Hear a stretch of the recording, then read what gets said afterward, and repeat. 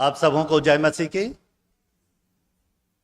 मैं परमेश्वर पिता को धन्यवाद देता हूं कि आज उन्होंने ये अवसर दिया कि मैं परमेश्वर के वचन को आपके मध्य रख सकूं। साथ ही साथ ये अवसर प्रदान करने के लिए मैं अपने कलीसिया के स्थानीय पासवान को भी हृदय से धन्यवाद देता हूं। प्रियो, इसके पहले कि हम वचन में आगे बढ़ें, आज के लिए परमेश्वर हमसे क्या कहना चाहता है, आइए अगुवाई के लिए छोटी सी प्रार्थना करेंगे। हे पिता, हम तेरा धन्यवाद करते हैं तेरे जीवित वचन के लिए। और प्यारे परमेश्वर पिता, जिस तरह से तेरा वचन तेरी आत्मा की अगुवाई में लिखा गया है, हमारी प्रार्थना है प्यारे परमेश्वर, उसी पवित्र आत्मा की भरपूरी हम में से हर एक को प्रदान कर कि हम तेरे वचन को तेरी इच्छा के अनुसार से समझने वाले हो सके। विशेषकर मेरी सहायता और मदद कर प्यारे परमेश्वर। इस समय मेरे मुंह के वचन, मेरा हृदय का ध्यान तेरे सन्मुख ग्रहण योग्य होने पाए। हर एक बातों के लिए तेरा धन्यवाद करते हुए प्रार्थना प्रभु यीशु मसीह के नाम से मांगते हैं, आमीन। प्रियो, वर्तमान में जो परिस्थितियां हमारे सामने हैं और उन परिस्थितियों के बारे में आप सब अच्छे से जानते हैं, और हम सामान्यतः इसी बात को कहते हैं कि ये जो वर्तमान की जो परिस्थितियां हैं वो हम मसीहों के अनुकूल नहीं है। कब, कहां पर, कौन सी जगह में, किस मसीह के ऊपर, किस कलीसिया के ऊपर, किस हमारे मसीह संस्था के ऊपर आक्रमण हो जाए, हम कुछ नहीं कह सकते। और इन सब बातों को देखते हुए एक बात जो हम सामान्य तौर पर इस्तेमाल करते हैं वो है कि ये तो अंत के समय में होना ही है। प्रियो, अंत के समय में ऐसी बातें होना है, यही कह देना ही पर्याप्त नहीं होता। वर्तमान की परिस्थिति को देख के हमको ऐसा लगता है कि हम अंधकार के समय में जी रहे हैं। जिनकी सत्ता है वे कुछ भी कर रहे हैं, उनके लिए ना तो नियम है ना तो कोई कानून है। और इन सब बातों के बीच ऐसा भी नहीं है कि हमारे लोग या हम मसीही लोग प्रार्थना नहीं कर रहे हैं। एक पक्ष ये भी हम वहां पर कह सकते हैं कि हम तो प्रार्थना कर रहे हैं, परंतु कभी ऐसा भी लगता है कि क्या परमेश्वर हमारी प्रार्थना और विनतियों को नहीं सुन रहा है, या ऐसा महसूस होता है कि क्या परमेश्वर की इच्छा है कि हम इस तरह के तकलीफों में, संकट में रहें और अपने समय को व्यतीत करें। प्रियो, इस बात को भी आप ध्यान रखें, परमेश्वर कभी नहीं चाहता कि उसके लोग किसी प्रकार के संकट या सकेती में रहें, परंतु परमेश्वर अपने लोगों को जय के उत्सव में लिए चलता है। हमारा परमेश्वर असंभव को संभव करने वाला परमेश्वर है। उसके लिए कोई भी काम असंभव नहीं है। अब आप ये कहेंगे कि अगर परमेश्वर के लिए कोई भी काम असंभव नहीं है, तो आज जो परिस्थितियां बन रही है या आज जो परिस्थितियों के कारण से हम अपने परमेश्वर से प्रार्थना कर रहे हैं, क्या हो सकता है कि परमेश्वर हमारी प्रार्थनाओं को नहीं सुन रहा है? तो आइए हम उन बातों की ओर थोड़ा अपना ध्यान लगाएंगे कि ऐसा नहीं है कि हमारा परमेश्वर इन बातों को नहीं कर सकता। हमारा परमेश्वर सर्व सामर्थी परमेश्वर है, बड़े बड़े आश्चर्य कर्म करने वाला परमेश्वर है। जिन बातों की कल्पना हम नहीं कर सकते, ऐसी ऐसी बातों को करने वाला हमारा परमेश्वर है। तो आइए हम आज कुछ ऐसे बातों को या उन बातों की ओर हम अपना ध्यान लगाएंगे और उन बातों को समझने का प्रयास करेंगे कि परमेश्वर ऐसे परिस्थिति में हमको कैसे संभालेगा। या हो सकता है कि हम तो आज इन बातों के लिए प्रार्थना कर रहे हैं, परंतु उसका उत्तर हमको नहीं मिल रहा है कि क्या ऐसा कारण हो सकता है जिसके कारण से हम इन समस्याओं से उबर भी नहीं पा रहे हैं। प्रियो, भजन संहिता यदि उसके 46 अध्याय को यदि पढ़ेंगे तो वहां पर परमेश्वर कहता है, भजन का लिखने वाला कहता है, परमेश्वर हमारा शरण स्थान और बल है, संकट में अति सहज से मिलने वाला सहायक। बहुत सी बातें परमेश्वर के विषय में लिखी गई है, चाहे समुद्र गरजे, फैन उठाए, कुछ भी हो जाए, परंतु परमेश्वर अपने लोगों को संभालता है। प्रियो, इस बात को ध्यान रखें कि आज की परिस्थितियां भी ऐसे नहीं है कि परमेश्वर के बस की बात नहीं है। पूरा नियंत्रण, इस संसार में पूरा नियंत्रण परमेश्वर का है, परंतु कहीं ना कहीं हम कुछ चूक कर जा रहे हैं, कहीं ना कहीं हम कुछ बातों को छोड़ दे रहे हैं, या जैसा परमेश्वर का वचन हमसे कहता है उन बातों को हम उतना तवज्जो नहीं दे पा रहे हैं, और जिसके कारण से आज हम उन परिस्थितियों में और भी डूबते जा रहे हैं। अभी जो अध्याय पढ़ा गया है उसके अनुसार से हम कह सकते हैं कि परमेश्वर के लिए कोई भी काम असंभव नहीं है। लूका उसके पहले अध्याय के 37 पद को यदि हम देखें तो वहां पर लिखा है, क्योंकि जो वचन परमेश्वर की ओर से होता है वह प्रभाव रहित नहीं होता। जो वचन परमेश्वर की ओर से होता है वो प्रभाव रहित नहीं होता। प्रियो, जिस संदर्भ में ये वचन आया हुआ है वहां पर जो 26 पद से जिन बातों को पढ़ा गया है, जहां पर स्वर्गदूत मरियम को दर्शन देकर भविष्य में प्रभु यीशु मसीह के जन्म के संबंध में जो भविष्यवाणी है, जो बातें होने वाली है, उन बातों को वो बता रहा है। यदि हम देखें तो मरियम जो थी वो कुंवारी थी। जब स्वर्गदूत उसको दर्शन देता है और प्रभु यीशु मसीह के जन्म के बारे में उसको बताता है कि तू गर्भवती होगी, तू एक पुत्र जनेगी, तब मरियम का एक सीधा सा सवाल था कि मैं तो पुरुष को जानती ही नहीं। आज की परिस्थिति में हम कह सकते हैं वो काम जो था, प्रभु यीशु मसीह के जन्म होने का जो काम था, वो मरियम के सामने एक असंभव काम था। आज के प्राकृतिक रूप में यदि हम कहें तो वो एक असंभव काम था। उसी प्रकार से यदि उसी पैसेज में यदि देखेंगे तो इलिशिबा के बारे में भी कहा गया है।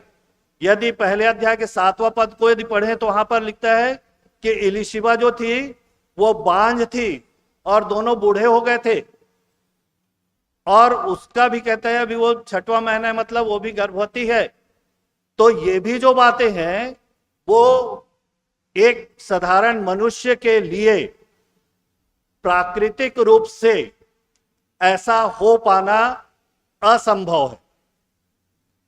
पर परमेश्वर का वचन 37 पद में इस बात को दृढ़ाता है, क्योंकि जो वचन परमेश्वर की ओर से होता है वह प्रभाव रहित नहीं होता।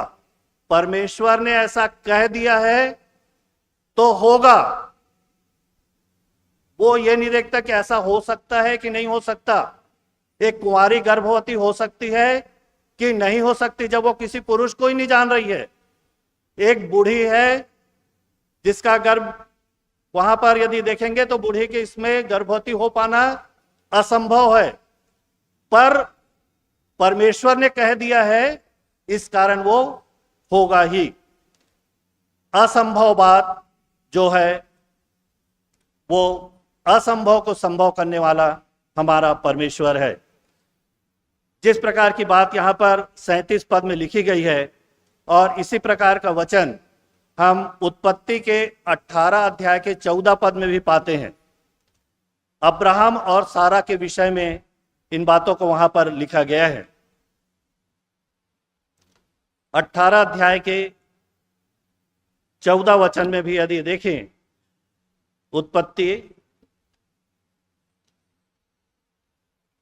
तो वहां पर कहता है, क्या यहोवा के लिए कोई काम कठिन है? आगे उसको लिखता है, नियत समय में अर्थात वसंत ऋतु में मैं तेरे पास फिर आऊंगा और सारा के पुत्र उत्पन्न होगा। अब्राहम और सारा के विषय में भी आप इन बातों को जानते हैं, पर जो वचन यहां पर मरियम से परमेश्वर का दूत वहां पर कह रहा है कि जो वचन परमेश्वर की ओर से होता है वो प्रभाव रहित नहीं होता, वही बात, लगभग वही बात यहां पर भी है। अब्राहम और सारा के विषय में कहा गया है, क्या यहोवा के लिए कोई काम कठिन है?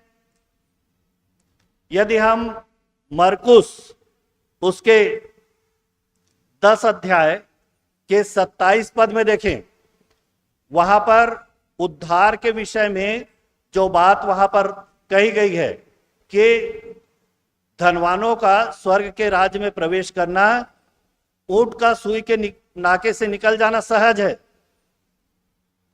परंतु धनवानों का स्वर्ग राज्य में प्रवेश करना कठिन है। तब वहां पर परमेश्वर का वचन कहता है, क्योंकि परमेश्वर के लिए सब कुछ हो सकता है। परमेश्वर के लिए सब कुछ हो सकता है। और वैसे ही पद हम यहां पर यिर्मयाह उसके 32 अध्याय के 17 पद में यदि देखें, तो वहां पर भी उद्धार, मनुष्य के उद्धार के लिए परमेश्वर का वचन कहता है, तेरे लिए कोई भी काम कठिन नहीं है। तेरे लिए कोई भी काम कठिन नहीं है। प्रियो, हम इस बात में ध्यान दें कि वचन ये नहीं कहता कि परमेश्वर के लिए कुछ भी असंभव नहीं है, बल्कि ये कहता है कि परमेश्वर के साथ, जैसे कि वचन में यदि देखेंगे परमेश्वर के लिए कुछ भी असंभव नहीं है, तो के लिए शब्द के जो अंग्रेजी अनुवाद है वहां पर के लिए विथ शब्द का इस्तेमाल किया गया है। तो परमेश्वर के साथ जब हम हैं तो कोई भी चीज असंभव नहीं है।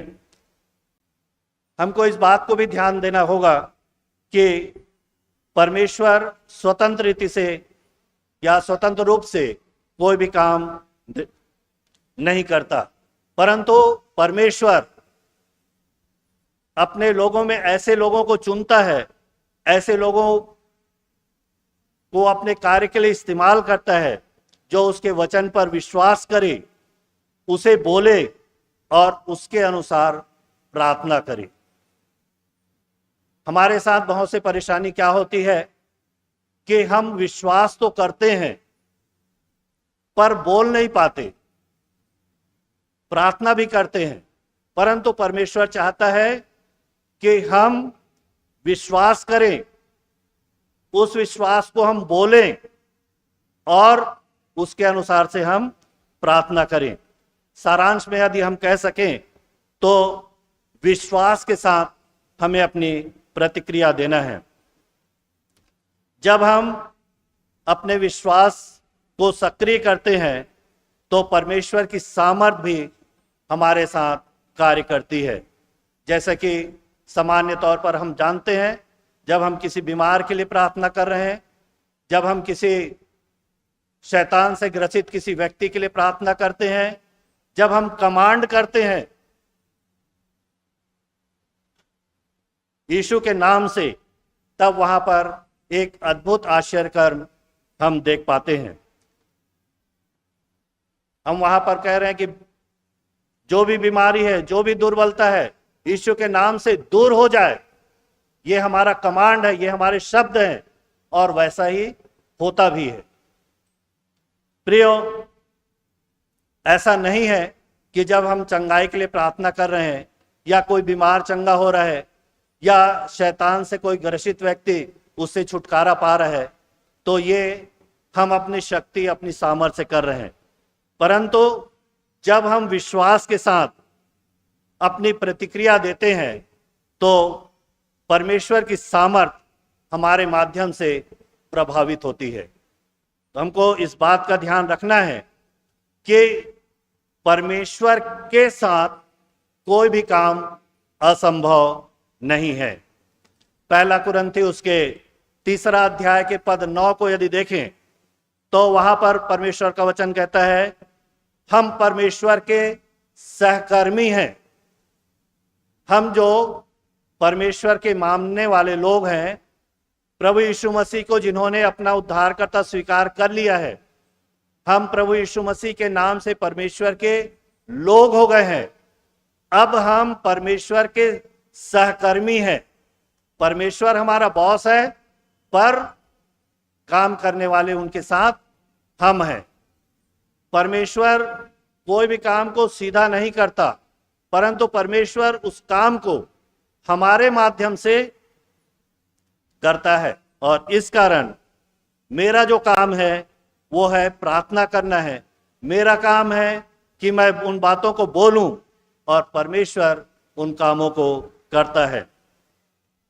इसका एक अच्छा उदाहरण हम अब्राहम और सारा की जो घटनाएं हैं उसके विषय में हम देखने पाते हैं। इब्रानियों उसके 11 अध्याय के 11वें पद को यदि देखें तो वहां पर लिखा है, विश्वास से सारा ने आप बूढ़ी होने पर भी गर्भ धारण करने की सामर्थ पाई। विश्वास से सारा ने आप बूढ़ी होने पर भी गर्भ धारण करने की सामर्थ पाई। सारा जो थी वो बूढ़ी हो गई थी, 90 वर्ष की थी, और जिस प्रकार के वर्णन वहां पर बाइबल में आया है, जो पैसेज पढ़ा गया है, उसका गर्भ धारण करना प्राकृतिक रीति से असंभव था, परंतु विश्वास के कारण सारा ने गर्भ धारण करने की क्षमता प्राप्त की। परमेश्वर ने उसके गर्भ को नया कर दिया, और यह इस कारण हो सका क्योंकि सारा ने परमेश्वर की उस प्रतिज्ञा पर विश्वास किया था। रोमियो उसके 4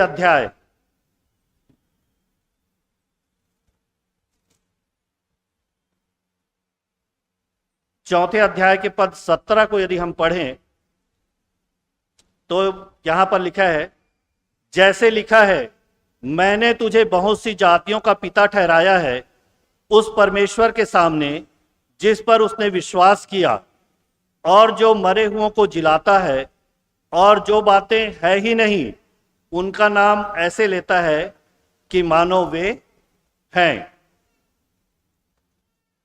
यहां पर परमेश्वर के काम करने के जो तरीका है, 2 तरीका, जो प्रभावशाली तरीका है, जो सत्य है, उसको हम देखते हैं। वो कहता है वह मरे हुओं को जिलाता है, वह मरे हुओं को जिलाता है। सारा का गर्भ एक मरा हुआ गर्भ था, परमेश्वर ने उसको जिलाया, नया कर दिया। दूसरी बात कहता है कि जो बातें है ही नहीं उनका नाम ऐसे लेता है कि मानो वे हैं। जो बातें है ही नहीं, अभी वर्तमान में वो बातें कुछ भी दिखाई नहीं दे रही है, परंतु परमेश्वर उन बातों को ऐसे लेता है जैसे वो वर्तमान में अभी है। अब्राहम से कहता है कि मैं तुझे जातियों का पिता ठहराऊंगा। अभी अब्राहम का बेटा ही नहीं हुआ है, अभी सारा गर्भवती ही नहीं है, पर परमेश्वर का वचन अब्राहम से कहता है मैं तुझे जातियों का पिता ठहराऊंगा। प्रियो, परमेश्वर के जो काम करने का तरीका है, उस तरीके को, उस पैटर्न को यदि हम समझ जाएं तो हमारी बहुत सी समस्याएं, हम उन समस्याओं पर जयवंत भी हो सकते हैं।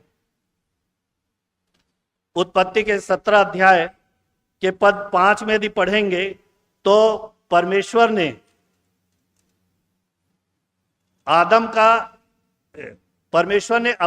अब्राहम का नाम बदल दिया। उसके 5वां पद, 17 अध्याय के 5वां पद में कहता है, इसलिए अब से तेरा नाम अब्राहम ना रहेगा, परंतु तेरा नाम अब्राहम होगा, क्योंकि मैंने तुझे जातियों के समूह का मूल पिता ठहरा दिया है। जातियों के समूह का मूल पिता ठहरा दिया है। पर परिस्थितियां भी क्या है? अभी तो वहां पर कुछ है ही नहीं, अभी तो शून्य है। पर फिर भी परमेश्वर का वचन वहां पर कहता है, ये वही बात है जो बातें है ही नहीं, उसका नाम ऐसा लेता है कि मानो वे हैं। उसी प्रकार से जैसे 17 अध्याय के 15 पद में देखेंगे तो परमेश्वर जो है वो सारा का नाम भी सारा से सारा कर दिया। सारा से परमेश्वर ने उसका नाम सारा कर दिया। सारा का अर्थ है प्रिंसेस। प्रियो, अब इस बात को सोचिए कि परमेश्वर के दर्शन के बाद परमेश्वर ने जब अब्राहम और सारा से बात की, जब ये बातें हो गई, अब्राहम का नाम अब हो गया अब्राहम, सारा का नाम हो गया अब सारा। अब जब ये आपस में बात करते होंगे, एक दूसरे को संबोधित करते होंगे, तो उसकी पत्नी जो थी वो अब अब्राहम नहीं बोलती है, उसको अब्राहम बोल रही है। अब्राहम मतलब बहुत सी जातियों का पिता। और उसी प्रकार से जब अब्राहम अपनी पत्नी को अब सारा ही नहीं कहता है, वो अपनी पत्नी को सारा कह रहे हैं, तो कहने का मतलब यह है कि जो बातें है ही नहीं उनका नाम वो ऐसा लेता है जो है। और यही हमारा विश्वास है। प्रियो, एक असंभव बात जहां पर अभी कुछ नहीं हुआ है, उस असंभव बात को संभव करने वाला हमारा परमेश्वर है। सारा के बुढ़ापे में भी परमेश्वर ने उसको संतान से आशीषित किया। वैसे ही यदि हम देखें नए नियम में, यूहन्ना के 3 अध्याय में प्रभु यीशु मसीह का निकोदेमुस के साथ जो चर्चा होती है, जो बातचीत होती है, तब वहां पर प्रभु यीशु मसीह कहते हैं कि तुझे नए सिरे से जन्म लेना अवश्य है। निकोदेमुस के सामने समस्या थी, ये कैसे होगा? वो वहां पर अपना तर्क देता है, अपनी बात को रखता है कि क्या मनुष्य जो बूढ़ा हो गया माता के घर में जाके फिर से जन्म ले सकता है? तो एक असंभव बात को संभव करने वाला हमारा परमेश्वर है। प्रियो, हम जो है प्रभु यीशु मसीह के क्रूस के द्वारा से ही क्वालिफाई हुए हैं। हम में हमारी धार्मिकता मैले चिथड़ों के समान है। हम में वो क्वालिटी नहीं है, हम में हमारी धार्मिकता नहीं है जो हम परमेश्वर के सामने खड़े हो सके। परंतु प्रभु यीशु मसीह के बलिदान के कारण से हमें ये अवसर मिल सका कि हम परमेश्वर के सामने हियाब कर सके। प्रभु यीशु मसीह ने केवल हमारे ही पापों का बोझ नहीं उठाया, परंतु उस पाप के साथ हर चीज, जो बीमारी है, भय है, गरीबी, कला, अभाव, इन सब को प्रभु यीशु मसीह ने क्रूस पर अपने साथ ले लिया। प्रियो, प्रभु यीशु मसीह के बलिदान के द्वारा से हमें पापों की क्षमा प्राप्त हुई और हम प्रभु यीशु मसीह में परमेश्वर की धार्मिकता बन गए। ये जो हमको मिला है, ये परमेश्वर की ओर से हमें मुफ्त उपहार मिला है, क्योंकि हमारी धार्मिकता हमारे कार्यों पर नहीं परंतु मसीह के बलिदान पर आधारित है। प्रभु यीशु मसीह का बलिदान न केवल हमारे पापों और उसके प्रभाव से हमको मुक्त करता है, परंतु हमारे लिए परमेश्वर की आशीषें प्राप्त करने का मार्ग भी खोल दिया है।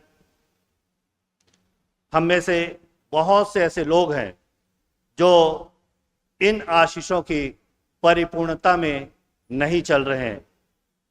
इसका सबसे बड़ा कारण जो है कि उन्हें पता ही नहीं है कि ये सब आशीषें परमेश्वर ने अपने प्रेम करने वालों के लिए रखी है।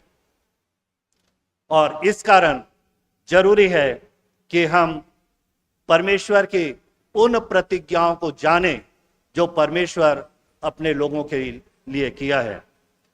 और इस जानने के लिए जरूरी है कि हम परमेश्वर का वचन सुने। रोमियो उसके 10 अध्याय के पद 17 में कहता है, विश्वास सुनने से और सुनना मसीह के वचन से होता है।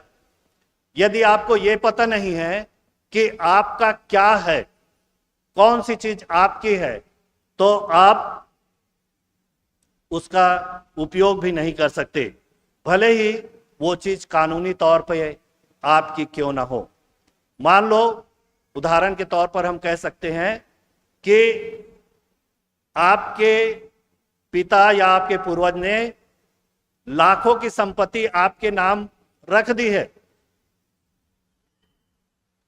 पर आपको उसकी जानकारी नहीं है कि मेरे दादा ने मेरे नाम से, जब मैं छोटा था तो मेरे नाम से इतना लाख रुपया बैंक में मेरे नाम से जमा कर दिया है, मेरे को मालूम नहीं है। पर मैं अभी वर्तमान में एक गरीबी का जिंदगी कैसो भी घसीट घसीट के मैं अपनी जिंदगी को चला रहा हूं। कारण ऐसा नहीं है कि मेरे लिए नहीं है, कारण यह है कि जो चीज मेरे लिए रखा हुआ है उस चीजों को मुझको मालूम ही नहीं है। और जिस दिन मेरे को मालूम हो जाएगा तो मैं उन आशीषों को अपने लिए उपयोग कर सकूंगा। प्रियो, परमेश्वर का जो कार्य करने का तरीका है वो तरीका हमको जानना जरूरी है।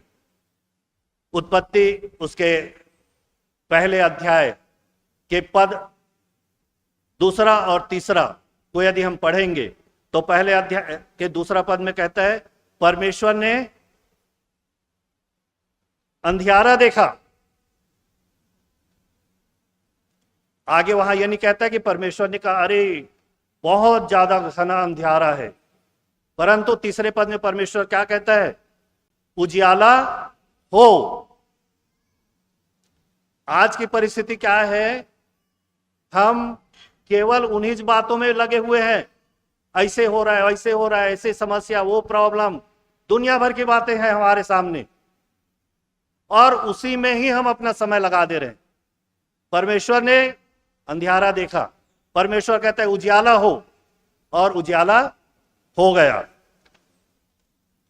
यूहन्ना उसके 11 अध्याय को यदि हम देखें तो वहां पर 17 पद को यदि पढ़ेंगे तो वहां पर लाजर जो था वो मर गया था, पर 23 पद में जब देखते हैं तो प्रभु यीशु मसीह क्या कहते हैं, तेरा भाई जी उठेगा। कहने का मतलब यह है प्रियो, आज हम अपने समस्याओं में, अपने आप में, हमारे आसपास जो भी बातें हैं उसी में हम उलझे हुए हैं। हमको क्या करना है, हम परमेश्वर के सहकर्मी हैं। परमेश्वर के साथ कोई भी चीज असंभव नहीं है। हमारा दृष्टिकोण ऐसा होना चाहिए जैसा परमेश्वर देखता है। अंधियारा देखा पर परमेश्वर ने कहता है उजियाला हो। लाजर मर गया था, परमेश्वर कहता है तेरा भाई जी उठेगा। हालांकि वहां पर जो उसकी बहन थी वो कहती है कि हाँ वो पुनरुत्थान में जी उठेगा, परंतु पुनरुत्थान की बात नहीं कर रहा था प्रभु यीशु मसीह।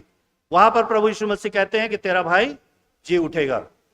प्रियो, हमको इस बात को ध्यान रखना है कि हमारे जीवन में नकारात्मक बातें ही इतना हावी ना हो जाए कि परमेश्वर ने जो कुछ हमारे लिए रखा है उन बातों को हम नजरअंदाज करते जा रहे हैं। यदि हम भजन में देखेंगे दाऊद के बारे में, तो दाऊद के संबंध में आप जानते हैं कि दाऊद बहुत बार संकट में पड़ा, बहुत सी परेशानियां उसके जीवन में आई, और वो संकट के समय परमेश्वर को पुकारता भी है, पर वो पुकारने के साथ साथ ऐसा नहीं है कि वो संकट को ही पुकार रहे, उन्हीं बातों को दिए कर रहे, परंतु परमेश्वर की उस प्रतिज्ञाओं का प्रचार भी करता है। भजन संहिता उसके 23 अध्याय को उदाहरण स्वरूप यदि हम देखें तो वहां पर कहता है, मैं घोर अंधकार से भरी हुई तराई में होकर चलूं। एक नेगेटिव बात, मतलब उसके जीवन में अंधकार है, उसके जीवन में बहुत सी परेशानियां हैं, उसके जीवन में बहुत सी समस्याएं हैं, पर आगे वो कहता है कि तेरे सोटे और तेरी लाठी से मुझे शांति मिलती है। फिर उस आगे देखेंगे, तू मेरे सताने वालों के सामने मेरे लिए मेज बिछाता है। और आगे के पद में वो कहता है, तूने मेरे सिर पर तेल मला है, मेरा कटोरा उमंड रहा है।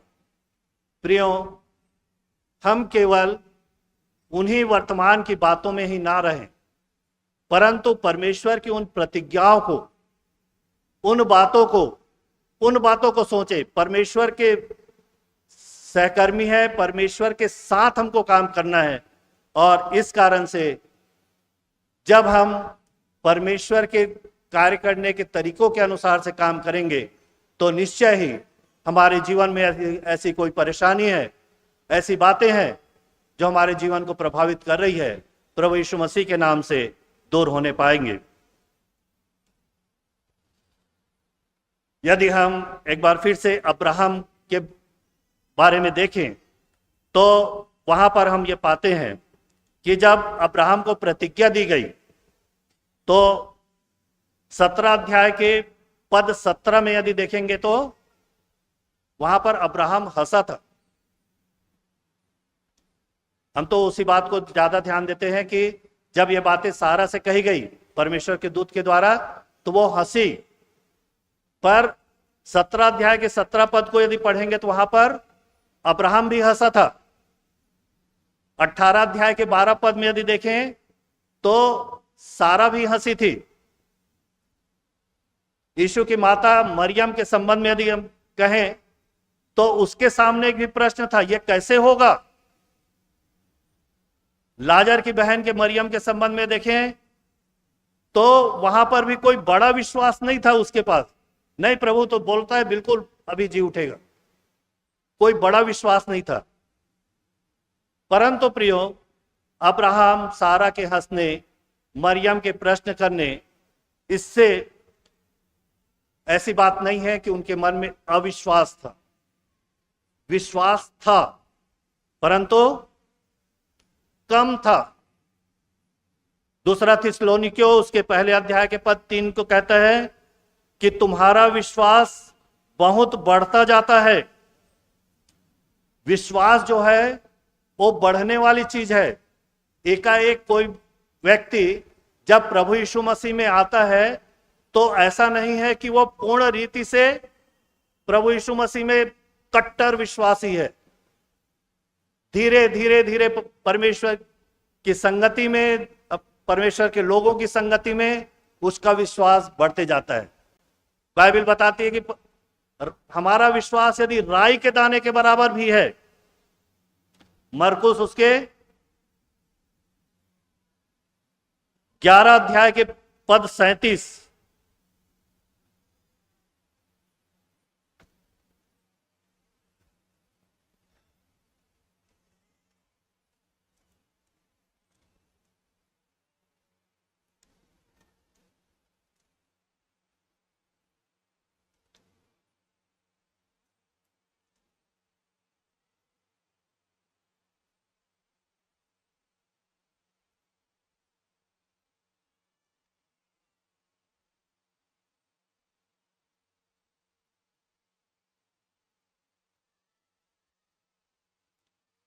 यहां पर 11 अध्याय के पद 23,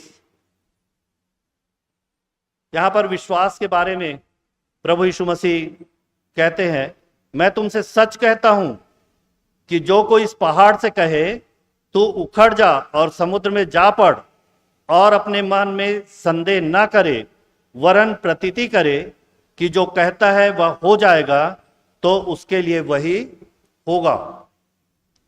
यदि हमारा विश्वास राई के दाने के बराबर भी है, अविश्वास की बात नहीं कर रहा हूं, विश्वास कम हो सकता है। हम जितनों ने प्रभु यीशु मसीह को अपना उद्धारकर्ता स्वीकार किया है, हमने प्रभु यीशु मसीह को अपना मुक्तिदाता स्वीकार किया है, हम प्रभु यीशु मसीह के लोग हैं, परमेश्वर ने हमें अपनी निज प्रजा होकर चुना है। हो सकता है कि मुझ में विश्वास कम हो, मेरा जो साथी है उसमें मुझसे अधिक विश्वास हो, और कोई तीसरा व्यक्ति है जो उससे भी ज्यादा विश्वास हो, परंतु परमेश्वर अपने कार्य के लिए कहता है कि यदि राई के दाने के बराबर भी यदि तुम्हारे अंदर विश्वास है। पर प्रियो,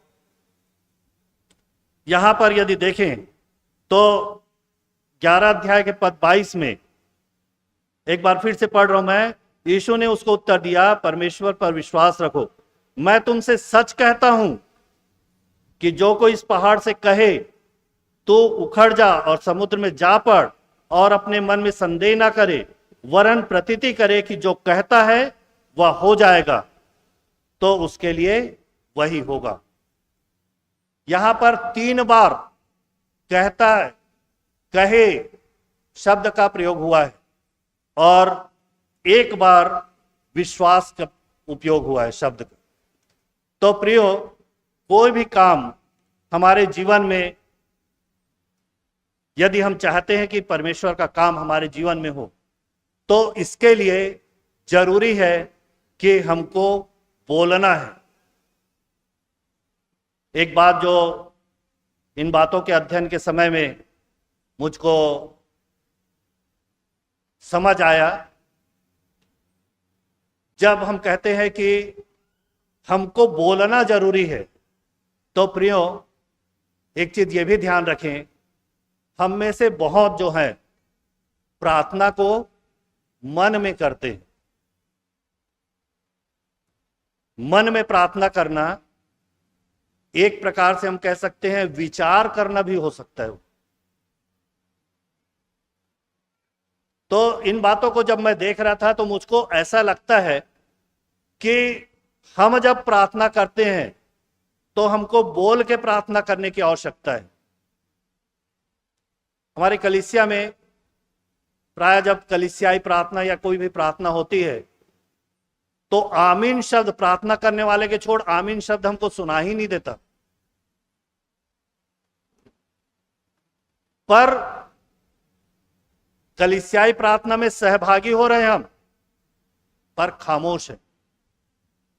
मैं ये नहीं बोल रहा हूं प्रार्थना करने वाले के साथ आप भी चिल्ला के प्रार्थना कीजिए, परंतु हमारे लिए जरूरी है कि जो चीज हम परमेश्वर से मांग रहे हैं, जिन चीजों के लिए हम परमेश्वर की ओर अपनी आंखें लगाए हुए हैं, उन चीजों को हमको बोलना है।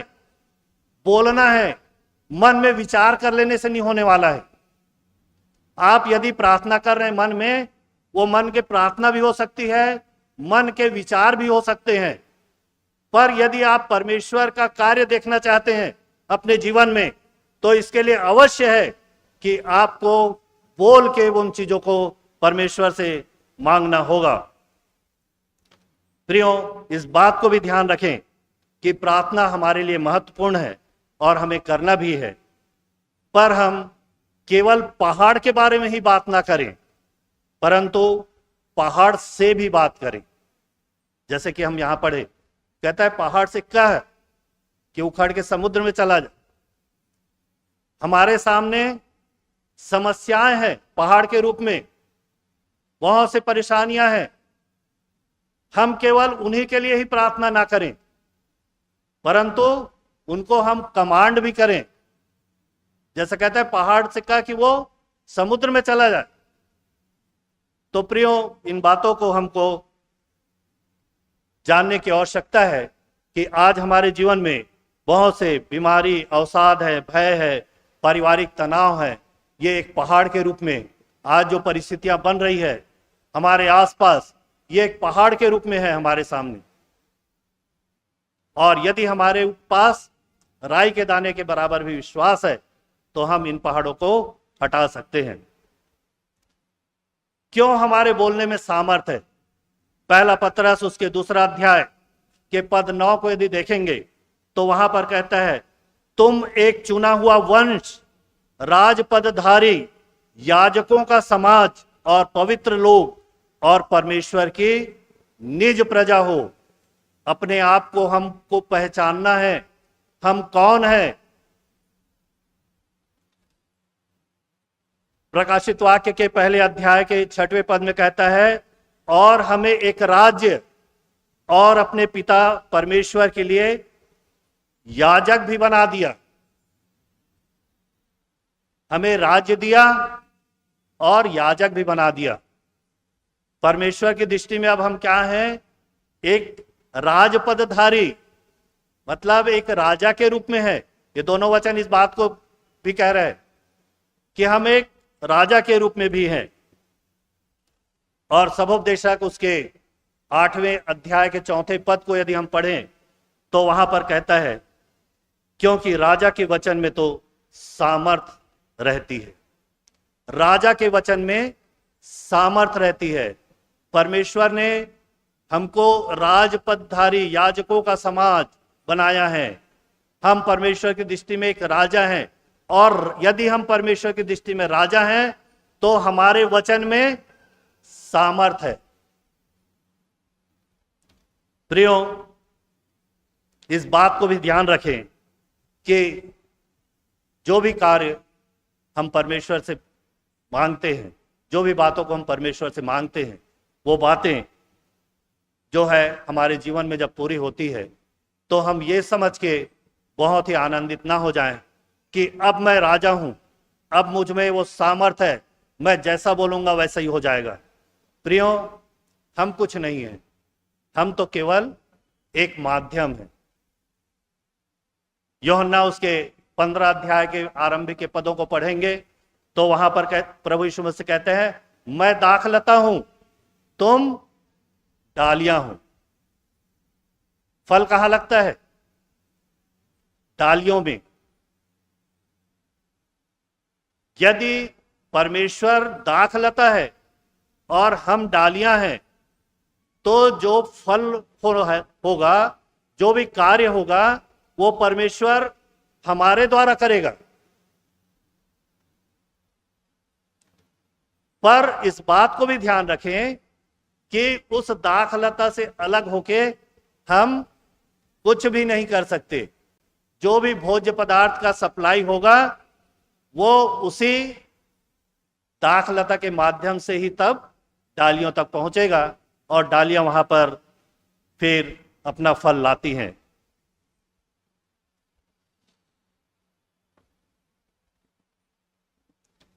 प्रियो, प्रेरितों के काम उसके 2 अध्याय में जब हम पढ़ते हैं, पेंतीकुस्त के दिन का वर्णन आया है।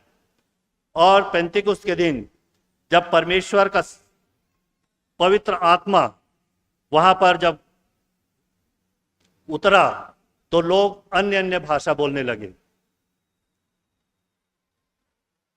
और हम इस बात को देखते हैं, अन्य भाषा बोलने कहां से होगा? जीभ से। अर्थात जब पवित्र आत्मा उतरा तो सबसे पहले वो वहां पर जो लोग थे, परमेश्वर के जो लोग थे, उनके जीभ को प्रभावित किया। 2 कुरिन्थी उसके 4 अध्याय के पद 13 को यदि कहें तो वहां पर देखें तो लिखा है, इसलिए कि हम में वही विश्वास की आत्मा है जिसके विषय में लिखा है, मैंने विश्वास किया इसलिए मैं बोला। वो विश्वास की आत्मा परमेश्वर ने हमें भी प्रदान की है, और इस कारण मैंने विश्वास किया इसलिए मैं बोला। प्रियो, आरंभ में यदि हम जाएंगे उत्पत्ति में तो वहां पर हम देखते हैं कि आदम और हवा के पाप के कारण से ही वहां पर प्रॉब्लम स्टार्ट हुआ था। इस बात को भी ध्यान रखें कि जब वहां पर तीसरे अध्याय के पद 7 को पढ़ेंगे, हम लोग एक साधारण सी बात को कहते हैं कि हवा ने फल को देखा, शैतान उसका परीक्षा किया, हवा ने उस फल को खाया और अपने पति को भी दिया। ऐसा नहीं है कि आदम उन बातों से अनजान था, वहां पर आदम भी था, हवा के साथ आदम भी था। इस कारण जब वो फल को खाया तब उनको अपने नंगेपन का एहसास हुआ, वहां लिखा है। ऐसा नहीं है था कि केवल हवा ने ही वो गलत किया और उसके कारण से वो पाप आदम में भी आ गया, परंतु आदम और हवा दोनों वहां उपस्थित थे और उन्होंने परमेश्वर की आज्ञा का उल्लंघन किया और वहां पर देखते हैं कि प्रॉब्लम जो था वो शुरू हुआ। उसी के 19 पद में, तीसरे अध्याय, उत्पत्ति के तीसरे अध्याय के 19 पद में, वहां पर परमेश्वर जो है वो मनुष्य को, आदम को श्राप देता है और कहता है कि मिट्टी से बना है, मिट्टी में मिल जाएगा। तीसरा अध्याय, उत्पत्ति तीसरा अध्याय के 19 पद,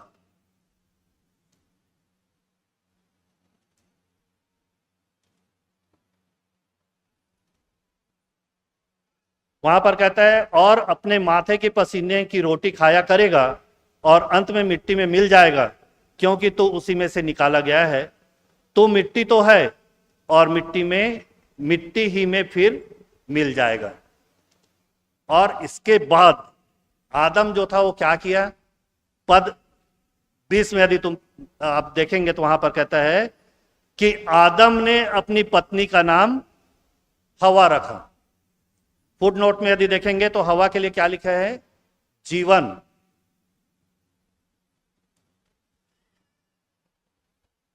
आदम जो था वो परमेश्वर के वर्किंग स्टाइल को समझता था।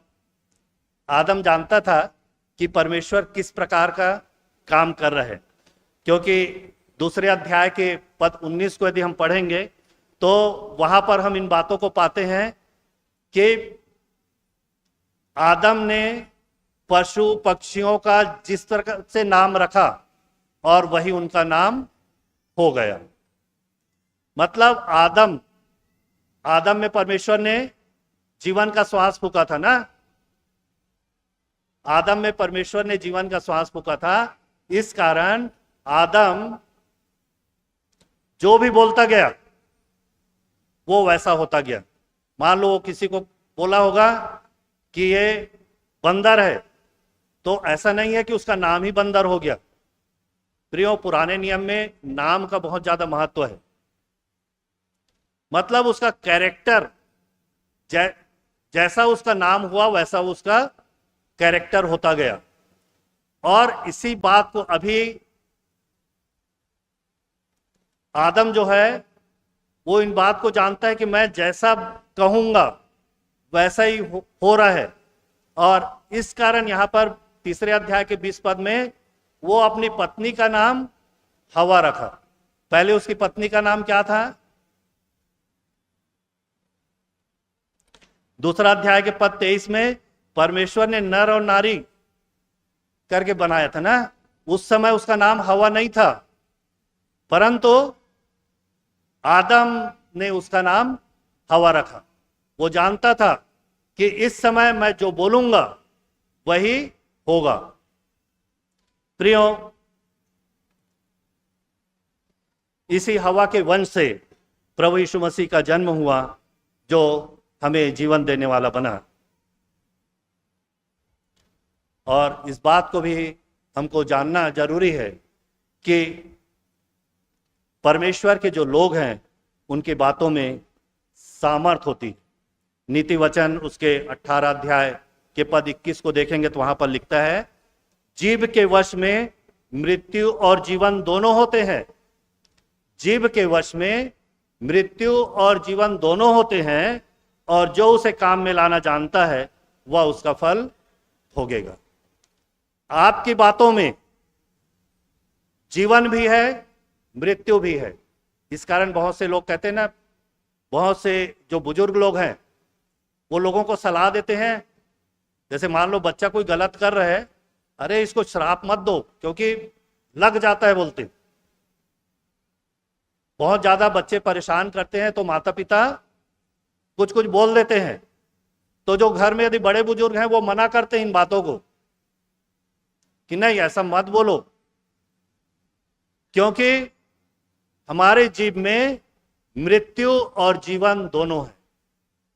अब हमारे ऊपर है कि हम उसका उपयोग किस प्रकार से करते हैं। और इसलिए अवश्य है प्रियो कि हम बोलें, पर जैसा प्रभु देखता है वैसा बोलें, परमेश्वर के वचन के अनुसार बोलें। ऐसा नहीं है कि कोई चमत्कार के लिए मैं बोलूंगा मेरे हाथ में अभी इतना रुपया आ जाए और वो आ गया। हमको वो बातें बोलना है जैसा प्रभु देखता है। एक बीमार के लिए प्रभु चाहता है कि वो चंगा हो जाए, हम कमांड करें कि वो चंगा हो जाए। यदि शैतान से ग्रसित है तो हम कमांड करें कि वो छुटकारा को प्राप्त करे, क्योंकि हमारे वचन में जीवन भी है और मृत्यु भी है। जब हम अपने इन वचनों का, अपनी बातों का उपयोग करना हम परमेश्वर की इच्छा के अनुसार से सीख जाएंगे प्रियो, तो चाहे कोई भी समस्या हमारे सामने क्यों ना हो, आज की परिस्थितियां चाहे कैसो भी क्यों ना हो, चाहे हमारे लिए लोग भले बोले कि कठिन परिस्थितियां हैं, जो भी हैं, परंतु हमको परमेश्वर जैसा चाहता है, जैसा देखता है, उन बातों को बोलना है, ना कि हम केवल उन्हीं बातों में लगे रहें कि आज तो बहुत बड़ी समस्या है, आज तो आराधना करना हमारे लिए मुश्किल है, आज तो हम कहीं पर प्रचार नहीं कर सकते। यदि हम ऐसी बातें करते रहें तो वैसे ही होता रहेगा। हम देखें परमेश्वर हमारे लिए क्या कहता है। परमेश्वर की प्रतिज्ञा है कि देखो मैं जगत के अंत तक तुम्हारे साथ हूं। प्रियो, इसलिए अवश्य है कि ऐसे कठिन परिस्थितियों में भी केवल अभी की परेशानी या ऐसी वाली बात नहीं है। ऐसी कठिन परिस्थितियां जब भी हमारे जीवन में आती है, हम बोलें, प्रार्थना करते हैं, बोल के प्रार्थना करें, मन में ना करें, बोलें, क्योंकि हमारे बोलने में सामर्थ्य है, क्योंकि हम परमेश्वर के लोग हैं। परमेश्वर हम में से हर एक की सहायता करे कि हम परमेश्वर के वचन को उसकी इच्छा के अनुसार से समझ सकें और आने वाले समय में जो भी हमारी समस्याएं हैं, उन समस्याओं के ऊपर हम जयवंत होने पाए। आइए हम प्रार्थना करेंगे। सेनाओं के यहोवा पिता परमेश्वर, धन्यवाद करते हैं तेरे जीवित वचन के लिए, धन्यवाद करते हैं पवित्र आत्मा तेरी सामर्थ के लिए जो हमारे जीवन में कार्य करती है। धन्यवाद करते हैं पवित्र आत्मा कि तूने मेरी सहायता की कि मैं इन वचनों को तेरी इच्छा के अनुसार से तुझसे सामर्थ प्राप्त करके आज इस कलीसिया के सामने रखने पाया हूं। प्यारे प्रभु जी, मेरा विश्वास है कि ये वचन हम सब के लिए एक आशीष का कारण बनेगा। प्यारे प्रभु जी, बहुत से चुनौतियां हमारे सामने हैं, बहुत सी परेशानियां हैं, परंतु प्यारे परमेश्वर पिता, तो हमें इन सब से मुक्त करता है। और जिस प्रकार से हमने गीतों में गाया है, जब साथ है मसीहा जीत हम जाएंगे, प्यारे प्रभु जी, ऐसा जीवन हम में से हर एक को प्रदान कर, ताकि हम तेरी महिमा में और भी आगे बढ़ने वाले हो सके। हर एक बातों के लिए धन्यवाद करते हुए प्रार्थना निवेदन अपने उद्धारकर्ता प्रभु यीशु मसीह के नाम से मांगते हैं, जैसे सुन और ग्रहण कर। आमीन।